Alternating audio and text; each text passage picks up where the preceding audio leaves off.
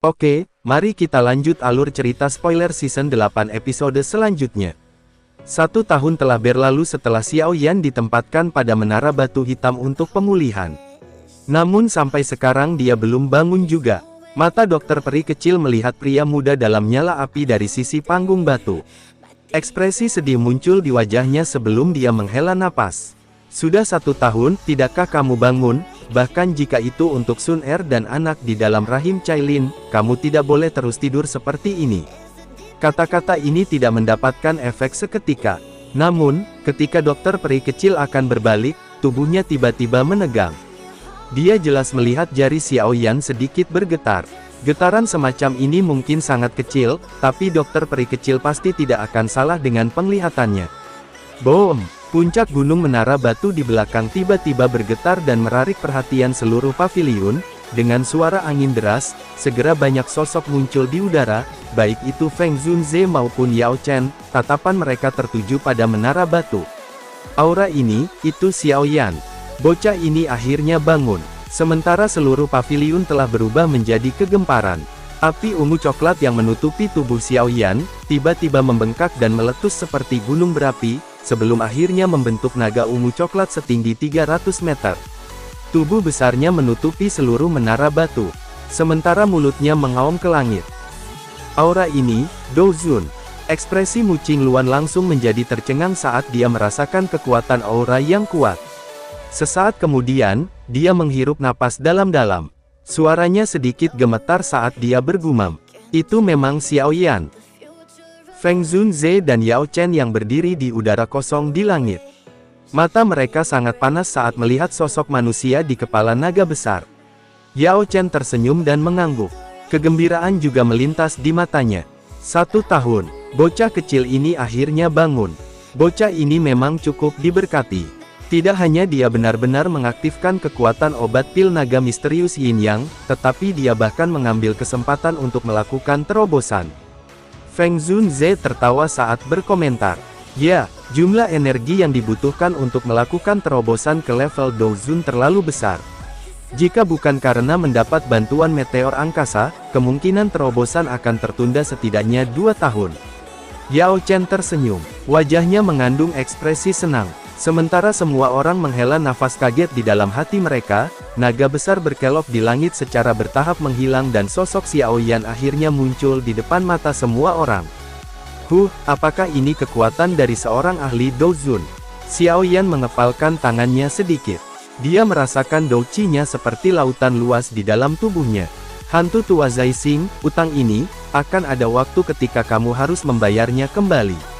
Mata hitam gelap Xiao Yan berkedip dengan dingin.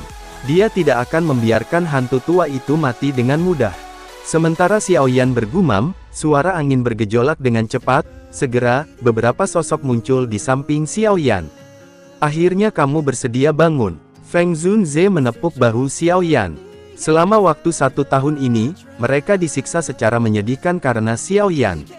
Terima kasih Feng Lao. Xiao Yan tersenyum dan dengan hormat menangkupkan tangannya ke arah Feng Zunze. Kamu harus berterima kasih pada gurumu.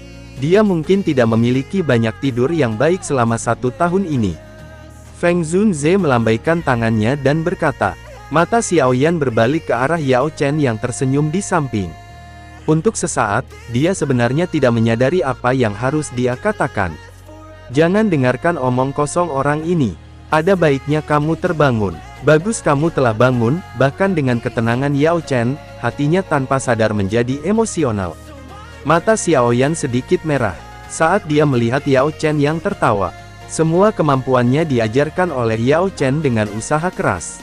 Namun, meskipun Yao Chen melakukan banyak upaya, dia hanya bisa menyaksikan gurunya ditangkap oleh Hall of Soul saat itu tanpa bisa melakukan apa-apa. Perasaan tak berdaya semacam ini adalah bentuk penyiksaan yang paling menyiksa. Baiklah, bocah kecil, tidak perlu memikirkan hal-hal di masa lalu. Kecepatan pertumbuhanmu telah melampaui harapanku. Sepertinya tindakan Hall of Soul menangkapku akhirnya membantumu. Yao Chen dengan lembut menepuk Xiao Yan dan tertawa. Guru, aku saat ini sudah menelan 3 jenis api surgawi dan sudah memiliki kemampuan yang cukup untuk membantumu memperbaiki tubuh. Xiao Yan dengan cepat menyelesaikan emosi di dalam hatinya. Dia melirik tubuh agak ilusi Yao Chen sebelum berbicara dengan cemas. Hati Yao Chen dipenuhi dengan perasaan hangat dan senang ketika dia melihat hasrat yang cemas di wajah Xiao Yan. Masalah memperbaiki tubuh tidak mendesak. Meskipun hidup Yao Chen tidak dalam bahaya ketika dia jatuh ke tangan Hall of Soul kali ini, dia telah kehilangan banyak esensi spiritual Qi. Sebelum menyempurnakan tubuh, pertama-tama kita harus mengisi kembali esensi spiritual yang hilang. Feng Zunze di samping menggelengkan kepalanya dan berkata, esensi spiritual Qi. Xiao Yan langsung terkejut. Bagaimana kita bisa mengisinya kembali? Saat ini, semuanya sudah disiapkan. Xiao Yan harus memenuhi keinginan gurunya dengan segala cara. Esensi spiritual Qi adalah fondasi dari jiwa. Sangat sulit untuk diubah oleh kekuatan luar. Feng Zunze merenung sejenak sebelum menjawab. Namun, ada dua hal unik di dunia ini yang memiliki efek misterius dalam memperbaiki spiritual Qi. Buah jiwa bayi dan jamur surgawi naga spiritual. Hati Xiao Yan tanpa sadar tenggelam setelah mendengar ini. Hall of Soul bajingan ini. Xiao Yan menggertakkan giginya. Jika Yao Chen tidak dapat mengisi Qi spiritual, apakah itu tidak berarti bahwa dia akan selalu tidak dapat memiliki tubuh? Apakah benar-benar tidak ada solusi lain? Feng Zunze hanya terdiam tanpa menjawab. Namun salah satu tetua di samping tiba-tiba berbicara. Kepala Paviliun Feng, jiwa buah bayi, salah satu dari dua benda misterius yang telah kamu sebutkan, ada desas-desus bahwa itu ada di peninggalan kuno yang menyebabkan kegemparan baru-baru ini. Peninggalan kuno. Xiao Yan awalnya terkejut ketika dia mendengar ini. Segera, matanya berubah tiba-tiba ke arah tetua yang berbicara. Feng Zunze juga sedikit terkejut saat mendengar tetua berbicara. Mari kita turun dulu sebelum membicarakannya. Cukup banyak hal telah terjadi di dataran tengah selama 1 tahun ini saat kamu tidak sadar. Segera, mereka semua bergegas turun dari langit sebelum akhirnya memasuki aula besar Paviliun Bintang Jatuh. Setelah semua orang duduk di aula, Feng Zunze akhirnya mulai menceritakan apa itu peninggalan kuno. Peninggalan kuno telah diwariskan dari zaman kuno dan pemiliknya mungkin adalah ahli puncak level Doseng. Setiap kali peninggalan kuno muncul, itu akan membawa badai berdarah.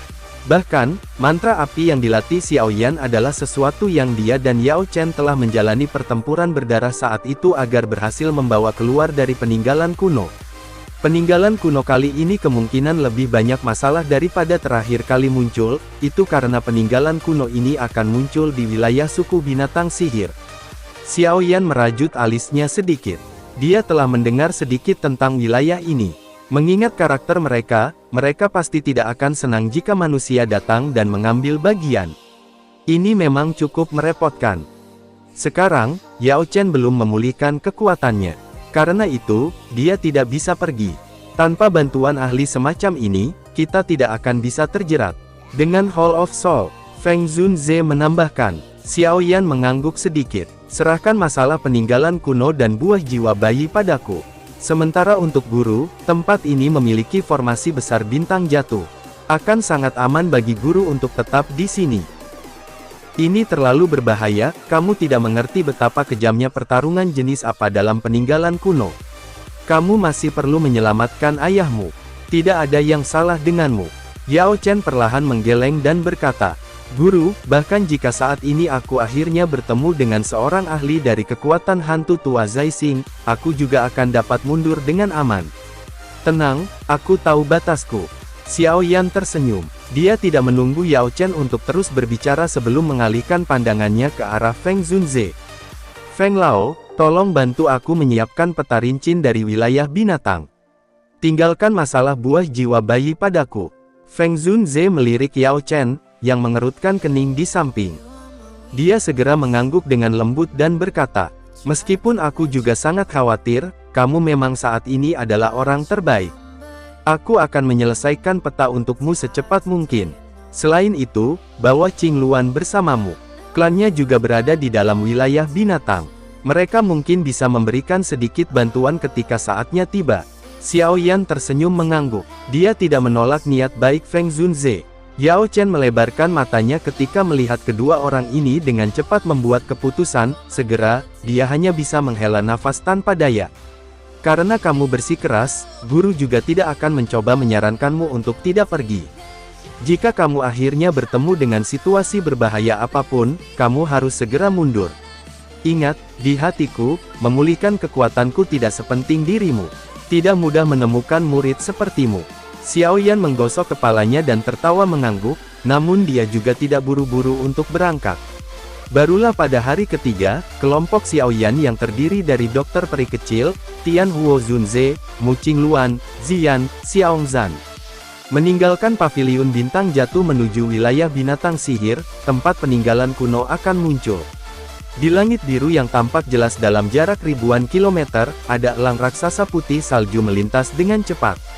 Beberapa sosok duduk di punggungnya yang luas. Itu mengejutkan kelompok Xiao Yan, yang telah meninggalkan paviliun bintang jatuh. Kesenangan apa yang ada di wilayah binatang?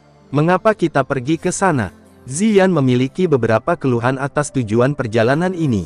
Dia terus bergumam di sepanjang jalan. Namun, Xiao Yan hanya tersenyum dan menggelengkan kepalanya. Kemudian dia melemparkan botol giok pada Ziyan yang berisi danwan. Kegembiraan langsung muncul di wajah Ziyan saat dia menerima botol giok. Dia langsung menuangkan danwan ke dalam mulutnya, baru kemudian dia tertawa. Qingluan, beritahu kami tentang distribusi faksi di wilayah binatang. Siapa yang boleh disinggung dan siapa yang tidak boleh? Wilayah binatang sihir telah mengumpulkan hampir 70% dari suku binatang. Ini termasuk 3 suku besar, Iblis Phoenix Surgawi, 9 piton tanah serta naga kuno Void. Mu Qingluan menatap Xiao Yan ketika dia menyebutkan suku Iblis Phoenix Surgawi. Kamu harus sedikit lebih berhati-hati pada esensi darah Phoenix di tubuhmu. Meskipun saat ini kamu sudah maju ke level Dozun, kamu hanya dapat menarik kembali wajah faksi yang menakutkan. Xiao Yan membelai dagunya. Tidak perlu berbicara tentang kekuatan mengerikan dari suku ini. Jika tidak ada keadaan khusus, dia tidak ingin menjadi musuh mereka. Suku Iblis Phoenix Surgawi bukan apa-apa. Xiao Yan, kamu tidak perlu takut. Dengan aku di sekitar, aku akan membiarkan mereka semua tidak dapat kembali jika mereka berani datang. Ziyan, yang sedang mengunyah, menepuk dada kecilnya saat berkata. Mu Qingluan terkejut saat melirik Ziyan. Dia tidak yakin tentang status gadis ini. Namun, dari cara yang Feng Zunze dan sisanya memperlakukannya, sepertinya latar belakangnya cukup kuat. Xiao Yan melirik Ziyan dan tanpa sadar menggelengkan kepalanya. Meskipun gadis ini adalah naga Void kuno, dia masih terlalu muda. Tenang, aku akan memikirkan solusi mengenai esensi darah Phoenix. Mu Qingluan mengangguk dan dengan lembut berkata, suku yang kuat akan memiliki banyak suku tambahan atau bawahan. Jika seseorang mendiskusikannya, ini bahkan lebih rumit daripada sekte utama dan sekte cabang di dunia manusia. Suku asalku adalah suku burung mistik hijau. Meskipun kami tidak dapat dibandingkan dengan Iblis Phoenix Surgawi, kami juga memiliki reputasi tertentu di wilayah binatang sihir. Dan suku yang paling banyak memiliki suku bawahan adalah 9 piton tanah. Adapun naga kuno Void yang paling misterius, aku belum mendengar tentang mereka yang memiliki suku tambahan. Jika tidak, akan ada cukup banyak suku kuat yang mau bergabung dengan mereka. Ekspresi Mu Qingluan penuh hormat ketika dia menyebutkan naga kuno Void. Ziyan melebarkan mulutnya dan menuangkan danwan terakhir. Dia mengunyah beberapa kali sebelum menepuk perut kecilnya. Iblis Phoenix Surgawi tidak sekuat yang kamu gambarkan. Jika leluhur mereka masih ada, mereka mungkin masih memiliki kualifikasi untuk mengucapkan kata-kata seperti itu. Sayangnya, Iblis Phoenix Surgawi kuno yang sejati sudah tidak ada lagi di dunia ini. Selain itu, bukannya naga kuno Void tidak memiliki suku bawahan, hanya saja kamu tidak menyadari mereka. Mu Qingluan membelalakkan mulutnya sedikit setelah mendengar kata-kata Ziyan. Iblis Phoenix Surgawi kuno adalah eksistensi puncak yang dapat dibandingkan naga kuno Void. Dia tidak berharap bahwa nama rahasia ini dari zaman kuno benar-benar akan diucapkan dari mulut gadis kecil ini. Suku burung mistik hijau juga merupakan suku yang memiliki reputasi. Jika naga kuno Void memiliki beberapa suku bawahan, bagaimana mungkin aku tidak tahu tentang masalah penting seperti itu? Suku burung mistik hijau. Ziyan mengangkat alisnya, matanya sedikit aneh saat dia melihat Mu Qingluan. Setelah itu, dia tertawa dan benar-benar berhenti berbicara. Kamu, Mu Qingluan merasa sedikit marah ketika dia melihat cara Ziyan. Namun, Xiao Yan di samping buru-buru menghentikannya. Mu Qingluan dengan lembut menghirup nafas. Dia menggertakkan giginya dan melihat wajah Ziyan yang tidak peduli sebelum berbicara dengan kemarahan. Setelah itu, dia langsung duduk dan menutup matanya. Jelas, dia sangat marah pada Ziyan. Xiao Yan hanya bisa melebarkan tangannya tanpa daya. Setelah itu, dia menatap tajam ke arah Ziyan. Namun, Ziyan langsung mengabaikannya. Dia merenggangkan pinggangnya yang malas sebelum menggunakan Xiongzan di sampingnya sebagai sandaran dan dengan cepat jatuh tertidur lelap. 4 hari berlalu, kelompok Xiao Yan akhirnya tiba di wilayah Pegunungan Tulang. Karena sudah ada 2 tetua paviliun bintang jatuh sedang menyelidiki sebelumnya di sini. Mu Qingluan langsung mengambil batu giok tua dari cincin penyimpanannya dan menghancurkannya. Segera, setelah giok tua itu hancur, sosok tua dengan cepat bergegas dari pegunungan yang jauh. Setelah itu, dia menuju kelompok Xiao Yan. Namun, pria tua ini tampak sedikit sengsara saat ini. Seolah-olah dia baru saja saling bertukar pukulan dengan seseorang. Tetua Hu, apa yang terjadi? Di mana Tetua Qi? Mu Qingluan bertanya dengan kaget ketika dia melihat penampilan pria tua ini. Tetua Hu tertawa pahit dan segera berbicara dengan amarah. Tetua Qi dan aku telah datang ke Pegunungan Tulang, untuk menyelidiki situasi atas perintah dari 2 kepala paviliun. Keberuntunganku kami tidak buruk. Kami menemukan puncak gunung yang dekat dengan peninggalan kuno. Namun, kami berdua baru saja memimpin beberapa murid untuk membuat tenda. Kami bertemu orang-orang dari Paviliun Angin Petir. Paviliun Angin Petir. Xiao Yan mengangkat alisnya sedikit. Itu memang musuh lama. Mereka benar-benar berani menyerang. Wajah Mu Qingluan sedikit tenggelam. Beberapa amarah naik di matanya. Tidak ada pilihan. Kali ini, bahkan Lei Zunze secara pribadi datang. Kami berdua bahkan belum memikirkannya ketika kami disingkirkan secara langsung. Dalam kemarahannya, Tetua Qi juga akhirnya terluka. Tetua Hu menghela napas. Meskipun dia berbicara dengan cara ini, wajahnya mengalami ketidakpuasan. Jelas, cara angku dari Paviliun Angin Petir telah membuatnya sangat marah. Mu Qingluan mengerutkan kening, dia tiba-tiba menoleh dan melihat Xiao Yan. Guru telah mengatakan bahwa kamu akan bertanggung jawab atas segalanya dalam perjalanan ini. Xiao Yan tersenyum dan melirik Mu Qingluan, yang menatap tajam padanya dari belakang. Setelah berpikir sejenak, dia akhirnya berkata, ayo pergi dan lihat Tetua Qi dulu. Tetua Hu mengangguk, dia akhirnya berbalik dan memimpin jalan. Setelah tiba, Xiao Yan perlahan berjalan menuju Tetua Qi, meraih tangannya dan memeriksa lukanya. Lukamu cukup serius. Siapa yang telah menyerangmu? Kepala Paviliun Angin Petir Utara, Fei Tian. Tetua Qi menarik nafas. Xiao Yan terkejut ketika mendengar ini. Dia segera tertawa pelan. Dia belum bertemu dengan Fei Tian selama 3 tahun, namun orang ini masih tetap sombong seperti biasanya. Kemudian, Xiao Yan mengeluarkan pil obat dari cincin penyimpanannya dan menyerahkannya pada Tetua Qi. Berapa banyak douzun yang dimiliki Paviliun Angin Petir? Hanya Lei Zunze sendiri. Xiao Yan mengangguk sedikit. Setelah itu, dia perlahan berbalik di depan mata semua orang. Pemimpin junior, kamu. Tetua Hu terkejut setelah melihat ini. Dia buru-buru bertanya. Ayo, saatnya untuk menghancurkan tempat mereka. Suara samar Xiao Yan menyebabkan darah di dalam tubuh murid-murid Paviliun Bintang jatuh yang hadir mendidih seketika.